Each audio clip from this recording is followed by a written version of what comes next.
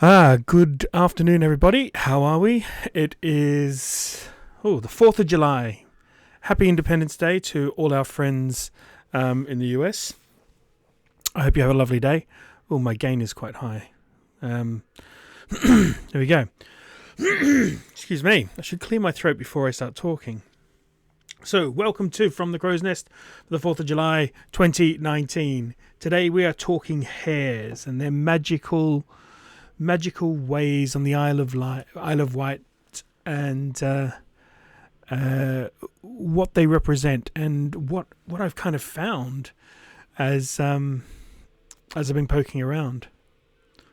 So let's talk about hares first of all. And why am I talking about hares today? Well, first of all, I mentioned there was a story. Goodness me, my voice booming or something all of a sudden. Let me just fix that level. I'm not really close to the mic as well. I'm quite far away. So, I mentioned the story of a woman who was said to have been a witch and turned herself into a hare.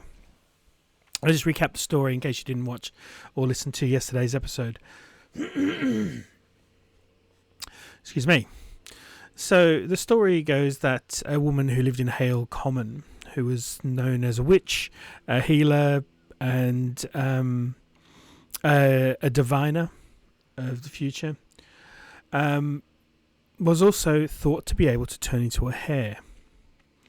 And one day when she was out running as a hare, the squire of the land that she was on noticed her and sent his harriers after her. But she outrun them all. And so what they ended up doing was herding her into, or shepherding her into a corner of a barn or something along those lines, where she was in between three walls, and at the back of the wall was a door with a keyhole. And she escaped by shrinking herself down and running through the keyhole. She was never to be seen again.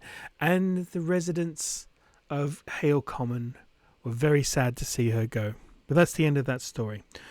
Anyway, people were very, very interested in hares and their linkage to magic and the island and things like that. So I thought, oh, there goes the train. I don't know if you can hear that in the background. There we go. So I thought, well, this is a good time to talk about that. And so if we talk about the history of the hare has always been, was always seen as a sacred animal, and not only in British folklore, but Japanese, Chinese, Mexican, Central America, and North America as well, and all through Europe, and it goes back many years.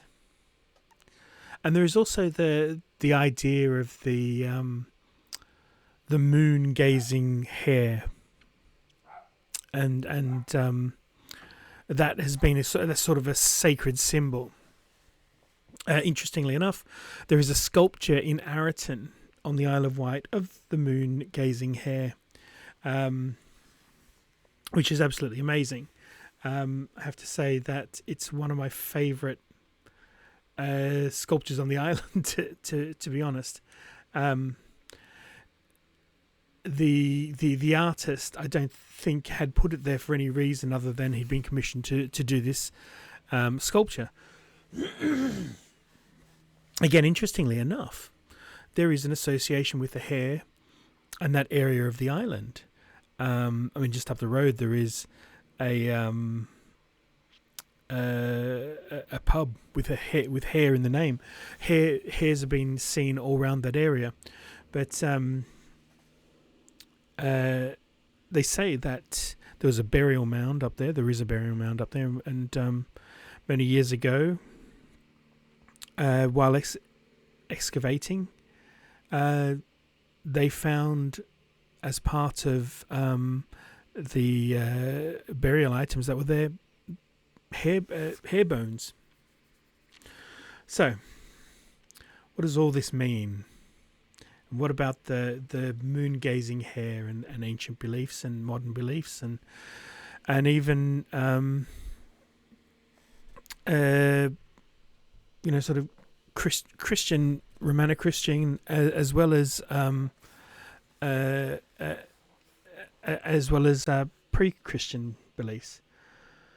So the hare was seen as a representation of the earth, a representation of the connection between the heavens and the earth. The moon. The moon gazing hare is seen as that connection between the Mother Earth and the moon,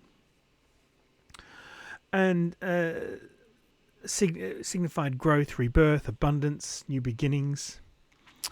It was thought that because it was a sacred animal, they were never hunted. Although some accounts say that maybe around Beltane, May the 1st, that sort of time, they might have been. But I'm still to find any sort of factual evidence about that.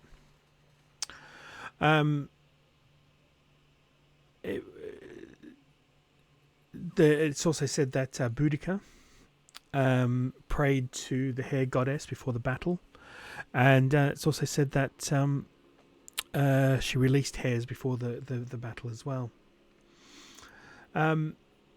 So that's kind of a little bit of a precursor. So the Gael or the Celts, they worshipped the hare, and so did the Anglo-Saxons when they first came before Christianization.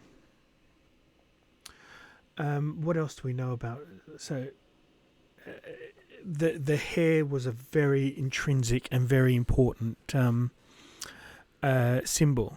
Later on, the association came between hares and witchcraft, and the hare took on a foreboding and ominous turn, where the sight of a hare at a full moon was seen as an omen of bad fortune. So, the Isle of Wight and Hares. Well, there are a number of places actually on the island that are named after the hare. And there have been a number of burial sites that have actually been seen to hold hare bones and the remains of the hare. In fact, when they excavated underneath Carisbrooke Castle, they found the remains, an Anglo-Saxon burial, which dates to around about the time of our first king, which is Whitger and his brother Stuff, and there were hare bones in there. Also, there was found on the island in Bochum Down, a beautiful brooch was found, divided in three. It was in three parts, which had beautiful coloured enamel, red, blue, and green, and it was a hair brooch. Put within the burial chamber. So it seems that there's been this long association with hares, and there still is to this day. I mean, they are still seen on the island as very much an impressive creature, something to be protected. And I think going forward, I mean, even now, and this is not only because of their rarity, but also because they are seen as a British animal. When rabbits were introduced, but hares have always been here, and they've always rooted us to the land and to the spirit of the land, to the magics that are around us, the old gods. So I think there might be, this deep-seated belief and love of the animal, and I think that goes through the whole of the British Isles and Ireland and Europe and everywhere. Hare hunting on the island didn't really become popular until the sort of 1700s, when the first harriers were sort of brought here.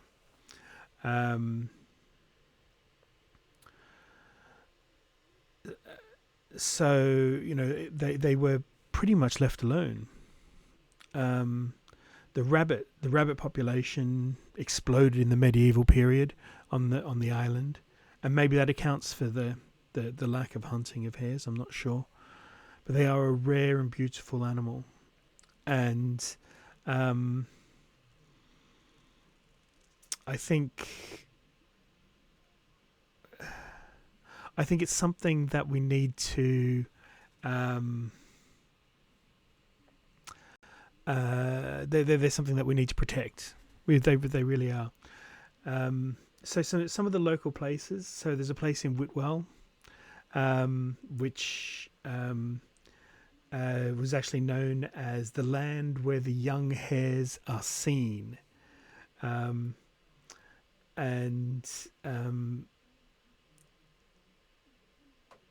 there is the place is actually called the Great Monkey Lands, and monkey might sound like a weird name, but Isle of Wight slang, monkey was used to talk about, was used as a name for young male hares. So there's just one place. There's a place in Chale Farm, which is known as the Hill of the Hares. So there are lots and lots of places where the hare seems to be an important animal. Anyway, so I'm going to leave it there. And, this is really much just a skimming of the surface about the hare and the Isle of Wight. It's something that I really want to delve into. And funnily enough, I actually found a story called about a magic hare that gives wishes. And I'm going to have a poke through that, and I'll probably share that with everyone in the near future. Anyway, thank you for joining me today. I hope you have a wonderful day. I'm off to relax for the rest of the day. I've had a bit of a harrowing morning. So thank you very much for joining me, and bye-bye.